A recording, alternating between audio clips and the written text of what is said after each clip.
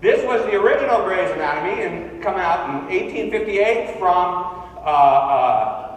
Henry Gray and James Carter. They created this entire book, and the entire purpose of this book was to describe the human body. Nobody had ever done this before, and the moment they did this, it completely changed medicine, because all of a sudden, everything had a name, everything had a word. And one of the things that we've realized about design is that we're missing a lot of language. We don't have language to talk about things, and when you don't have language to talk about things, you can't actually communicate about those things, and we get lost. And I got really interested in this idea of anatomy, in particular this definition here, which says a study of the structure or internal workings of something. And so that's what we've been doing at UIE, is we've been sort of taking down the design process, taking it apart, and trying to figure out what the language is that gets us there. This is the Bryn Mawr School in Pennsylvania. This is the Chapin School in New York. This is the Imperial College of London. All three of these websites have something in common. What they have in common is this guy, David Poteet, from an agency called New City Media. And they specialize in building university and school websites. And they have been doing this now for so long, they've been doing this with so many clients, that they know these areas.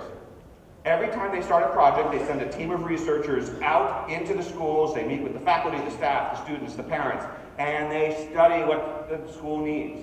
But as they keep doing this, they realize the same things keep coming out of the research. They stop getting surprised by the research. And at some point, they can just build based on their experience.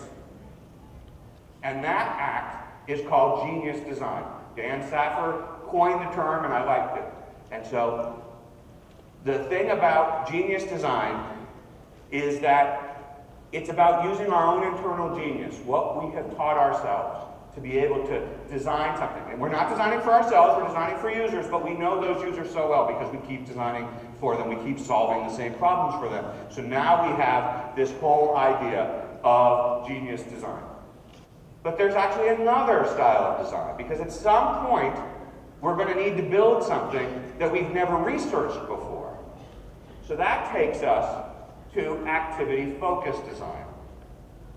Now, activity-focused design has to do with who we're designing for and what we're trying to do. It's about going out and doing that research.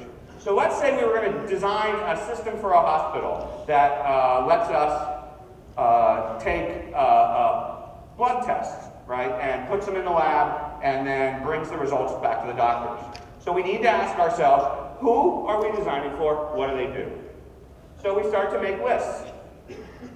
And the lists that we make involve, first, the users, who are going to be the doctors and the nurses, the lab techs, and then the manager of the lab, who's making sure that these things don't get backed up. And then the tasks that are involved. What are the activities that are there? So we want to say, okay, we're going to need to request a lab, we're going to get it into the system, the lab technician's going to need to see what's in the queue, they're going to process the thing, they're going to send it back, the nurse or the doctor is then going to look at the results, get them into the patient's chart. All of this has to happen one step at a time. We can translate these into a specific design, but this is not the specific design. This is the thing that drives the design. These are the activities that drive design. If we know who the users are and we know their activities, we can create designs to do this, and we can do designs that are sort of independent of whether someone's using a tablet-based system or they're using a desktop-based system. It's truly independent of these things. So this is the key to activity-focused design. This whole idea that what we're doing is we're focusing on the activities and we're designing specifically for those. But what would the experience version of this be like? Well, imagine we're designing this for a particular part of the hospital, the neonatal intensive care unit, known as the NICU. The NICU is this magical place where lives get saved every day. Little 1 and 2 pound lives sort of show up in this place, and they get nursed into existence. Now, the average nurse at the NICU, at least the one we studied, had been there for 22 years. They had predated computer technology in that facility. So they were used to doing everything before computers. They knew how to do this stuff inside and out. Now here's the deal. When they need blood test results, we're talking seconds are important here. Because these little lives that are in jeopardy, they can go south really, really fast. So it's critical that they get the information they need to make a decision like that. So the system that the nurses use to order blood tests to get the results, those systems cannot get in the way. The designs of those systems have to be so efficient. I mean, these were people who could use these systems with the monitor off and not make any mistakes.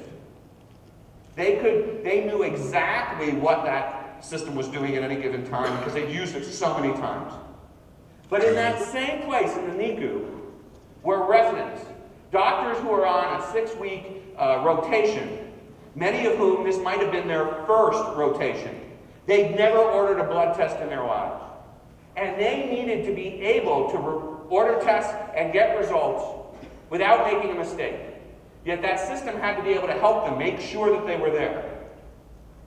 So we're stuck with a design that has to understand both sets of users. We can start with an activity-based design, but we quickly have to move to something that goes beyond that, something that actually talks to the experience of being in the NICU, because the system can't get in the way of the nurses, and at the same time, it's got to do exactly the right thing for those doctors who have no clue how to order a blood test. How do you design for those two huge edge conditions in this place where seconds count? That's experience-focused design. Experience-focused design means we go in and we learn everything there is to know about the experience of being there, and we design for that.